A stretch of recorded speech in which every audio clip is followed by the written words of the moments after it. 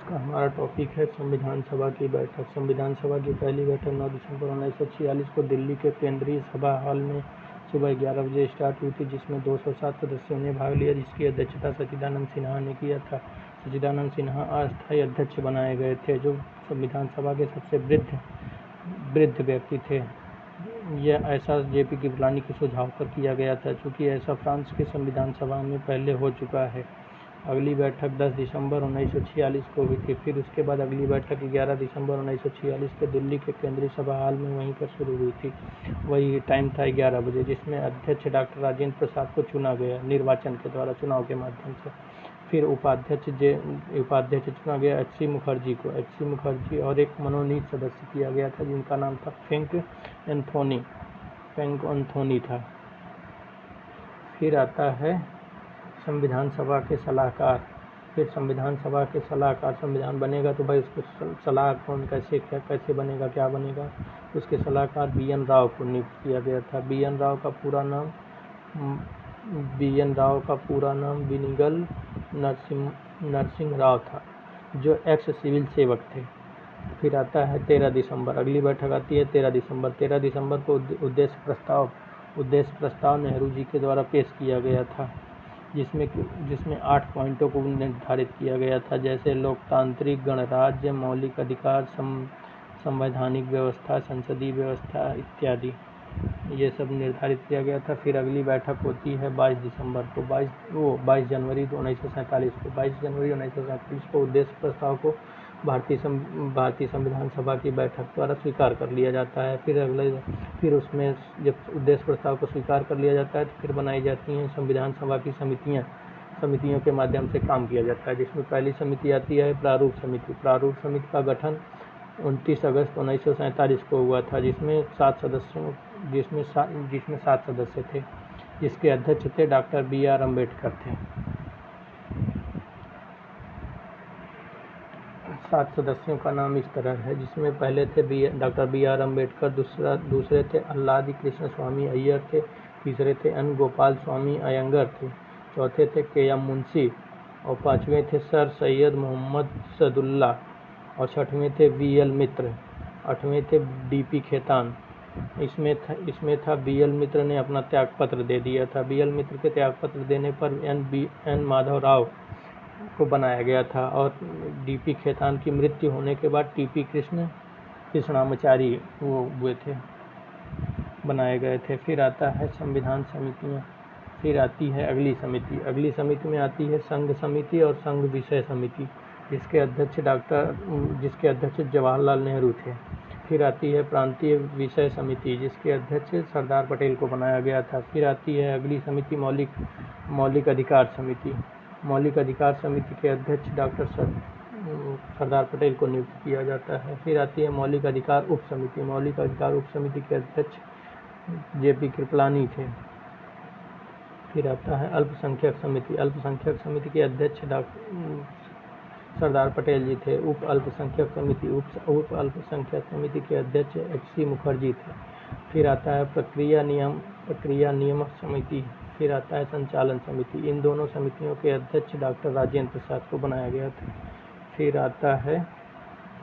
इसमें आती हैं छोटी छोटी समितियाँ। छोटी छोटी समितियों में पहला आता है सदन समिति। सदन समिति के अध्यक्ष पट्टाभी सीतारामैया थे। फिर आती है झंडा समिति। झंडा समिति के अध्यक्ष डॉक्टर राजेंद्र प्रसाद थे। फिर आती है कार्य संबंध समिति। कार्य संबंध समिति के अध्यक्ष के.एम. मुंशी को बनाया गया था। फिर आता है संविधान का वाचन। संविधान का कुल 3 वाचन हुआ था। पहला वाचन 4 नवंबर 1948 से 9 नवंबर 1948 तक चला था, जो संविधान का सबसे छोटा वाचन है। और दूसरा वाचन था 15 नवंबर 1948 से 17 अक्टूबर 1949 तक चला था, जो संविधान का सबसे लंबा वाचन है, लगभग 11 माह तक चला था। फिर तीसरा वाचन है 14 नवंबर 1949 से 26 नवंबर 1949 तक चला था, जो अंतिम वाचन था। इसी के अंतिम वाचन जब हुआ था, उसी समय संविधान को आंशिक रूप से लागू किया गया था।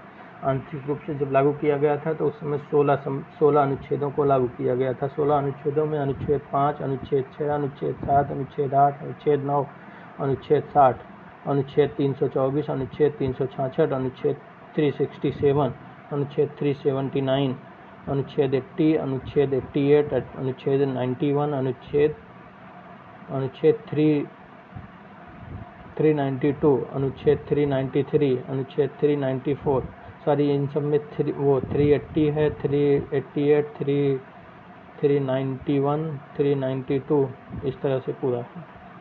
इस तरह से टोटल 16 अनुच्छेदों को लागू किया गया था। फिर आता है 14 जनवरी 1950। 14 जनवरी 1950 को हमारा राष्ट्रीय गीत, राष्ट्रीय गान और राष्ट्रपति को स्वीकार किया गया था संविधान सभा के द्वारा। जो 14 जनवरी 1950 को संविधान सभा की अंतिम बैठक होती। फिर आता है 26 जनवरी 1950। 26 जनवरी 1950 को संविधान को पूर्णतः लागू किया गया था, जिसमें संविधान को पूर्णतः लागू किया गया। फिर आता है उसमें संविधान को बनने में कितना टाइम लगा था? 2 वर्ष 11 माह 18 दिन का समय लगा था। इसमें पैसा लगभग 64 लाख रुपए लगा था। 64 लाख एग्जैक्ट अगर पूछा जाए तो 63,96,729 रुपये एग्जैक्ट लगा था। और जो संविधान लिखा गया है वो हिंदी और इंग्लिश दोनों में लिखा था, जिसको लिखने वाले थे प्रेम बिहारी रायजादा ने, और ये बिहार के थे। फिर प्रेम बिहारी रायजादा पैसा के बदले एक शर्त रखे थे कि हर पेज पर हमारा नाम होगा, और लास्ट पेज पर अपने दादा का नाम रामदास इन्होंने लिखा था। इसमें टोटल संविधान की मूल कॉपी में टोटल 251 पेज हैं और 3.75 kg का है। और इस पर जो सजावट किया था इन्होंने नंदलाल बोस ने किया था। इस पर सजावट किया था। और ये प्रेम बिहारी रायजादा और ये नंदलाल बोस दोनों लोग शांति निकेतन से पढ़े थे। शांति निकेतन वो क्या बोलते हैं, रविन्द्रनाथ टैगोर वाला जो था, शांति निकेतन। फिर आता है संविधान सभा, भारत का संविधान विश्व का सबसे बड़ा संविधान है, जिसमें 395 अनुच्छेद हैं। और यूएस का संविधान, जैसे यूएस के संविधान में 7 अनुच्छेद हैं, कनाडा के संविधान में 147 अनुच्छेद हैं। इसमें वो है कि सबसे छोटा संविधान मोरक्को का है, जो शब्दों के आधार पर है। हमारा संविधान जब लागू हुआ था उस समय संविधान में कुल 22 भाग थे, 9 अनुसूची थी और 395 अनुच्छेद थे। यहाँ 95 होगा, 395 अनुच्छेद थे। आज की डेट में संख्या से अगर गिना जाए तो 22 भाग थे, 22 भाग हैं और 12 अनुसूचियाँ हैं और 395, यहाँ भी है नोट सुधारना, 395 अनुच्छेद हैं। और अगर संख्या के हिसाब से गिना जाए तो 448 समथिंग है। फिर आता है अगला संविधान की विशेषताएं। हमारे संविधान की विशेषताएं क्या है? हमारा संविधान जो है विश्व का सबसे बड़ा संविधान है, लोकतांत्रिक देश का संविधान है, गणराज्य संविधान है, संसदीय प्रणाली व्यवस्था है संविधान में, और संघीय व्यवस्था है, लोकतांत्रिक विकेंद्रीकरण है। फिर आती है हमारी प्रस्तावना, जो नेहरू जी के द्वारा पेश किया गया था, वही जो पारित हुआ। फिर आती है हमारी प्रस्तावना की भाषा है जो ऑस्ट्रेलिया से लिया गया था, इसका विचार यूएस से लिया गया था, अमेरिका से, और इसका आधार जो था उद्देश्य प्रस्ताव। एक प्रस्तावना एक परिचय है संविधान का। फिर इसके बारे में, प्रस्तावना के बारे में कौन कौन क्या बोला था, इसको देख लेते हैं। तो ये पहले आते हैं ठाकुरदास भार्गव ने बताया था कि प्रस्तावना संविधान की आत्मा है।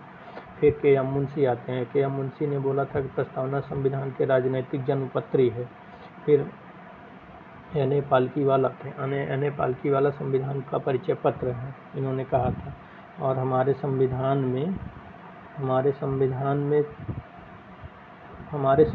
में 3 प्रकार का न्याय दिया है, सामाजिक, राजनीतिक और आर्थिक। और स्वतंत्रता 5 प्रकार की है। हमारे संविधान में 5 प्रकार की स्वतंत्रता है: विचार की स्वतंत्रता, अभिव्यक्ति की स्वतंत्रता, उपासना की स्वतंत्रता, धर्म की स्वतंत्रता और विश्वास की स्वतंत्रता। फिर आता है समानता भी हमारे संविधान में 2 तरह की दी गई है लोगों को: प्रतिष्ठा की समानता, अवसर की समानता। और ये जो आप देख रहे हैं ये कभी कभी आ जाता है सीरियल में लगाने को, तो ये आता है पहले, जैसे उसमें दिया है ना हमारे संविधान में कि भारतीय संविधान में कि जैसे ये दिया है, हम भारत के लोग भारत को संपूर्ण प्रभुत्व, समाजवादी, पंथ निरपेक्ष, लोकतंत्रात्मक गणराज्य बनाने, लोकतंत्रात्मक गणराज्य। फिर आते हैं, अब आते हैं प्रभुता संपन्न क्या होता है। प्रभुत्व क्या होता है? प्रभुत्व मतलब स्वयं का प्रभु, जो राष्ट्र अपने आंतरिक और बाह्य निर्णय लेने के लिए स्वतंत्र हो, उसे प्रभुत्व कहते हैं। आंतरिक संप्रभुता भी 5 प्रकार की होती है। आंतरिक संप्रभुता, बाह्य संप्रभुता, कानूनी संप्रभुता, वास्तविक संप्रभुता, नाम मात्र की संप्रभुता। तो कानूनी वो आंतरिक स्वतंत्रता और बाह्य स्वतंत्रता जो होती है वो सरकार में निहित होती है, और कानूनी स्वतंत्रता जो होती है वो संविधान में निहित होता है।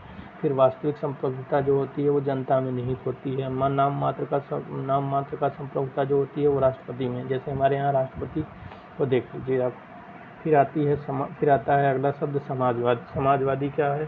समाजवादी सरकार द्वारा नियंत्रित अर्थव्यवस्था को समाजवादी अर्थव्यवस्था कहते हैं। अर्थव्यवस्थाएं कितने प्रकार की होती हैं? अर्थव्यवस्था 4 प्रकार की होती है। पूंजीवादी अर्थव्यवस्था, मार्क्सवाद, समाजवाद और साम्यवाद। पूंजीवादी अर्थव्यवस्था के जनक जॉन लॉक थे। इसमें जो है ऐसे देशों में अर्थव्यवस्था जो होती है वो पूंजीपतियों के हाथ में होती है।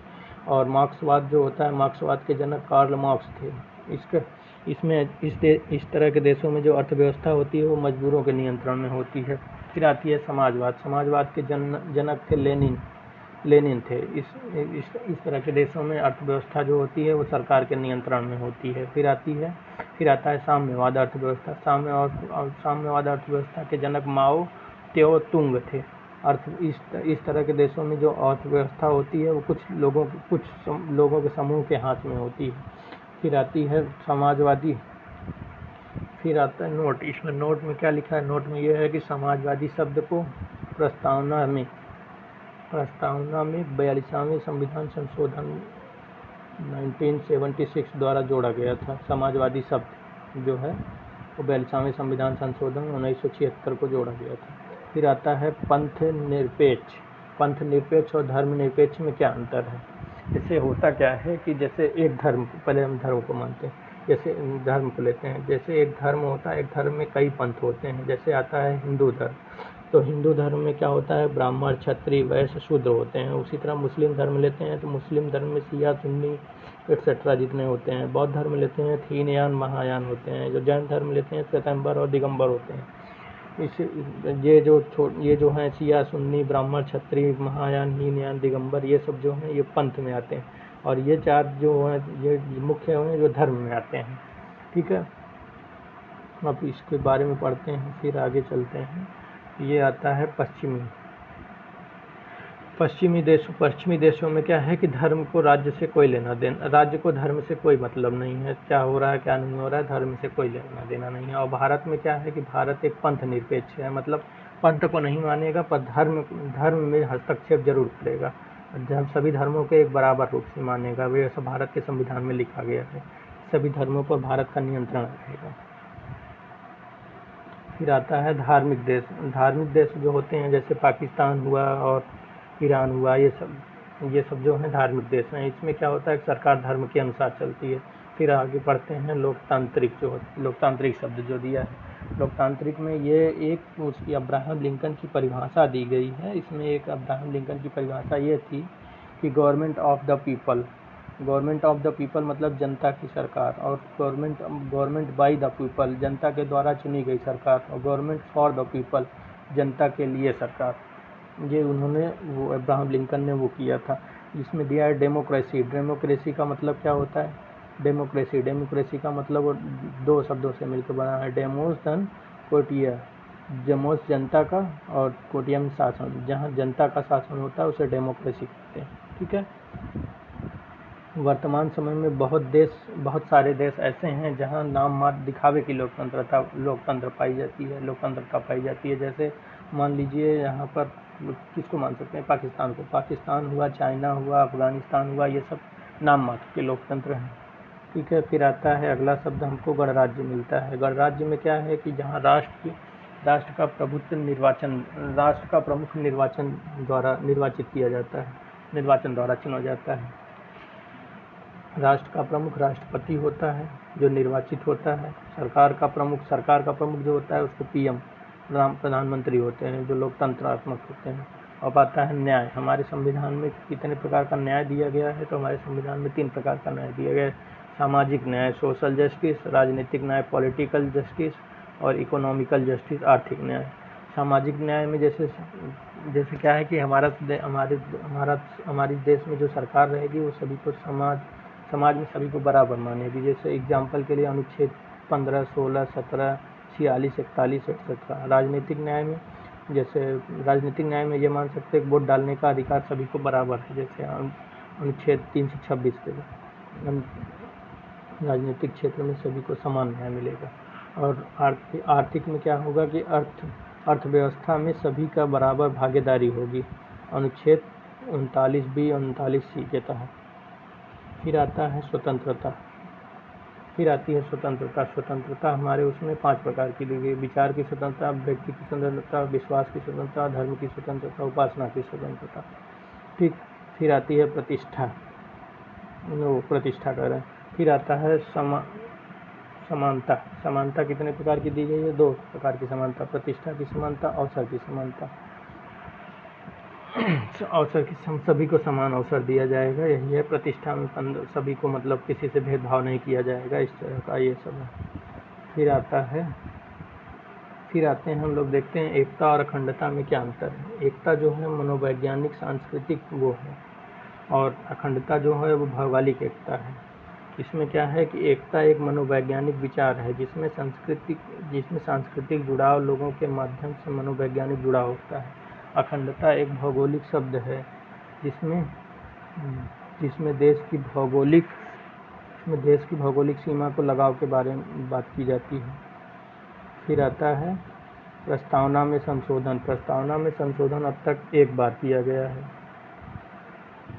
वो आगे हम लोग देखेंगे। पहले इसमें संशोधन करने के लिए केसेस, बहुत ढेर सारे केसेस आए थे, 2-3 केसेस आए थे, उस पर किया गया था।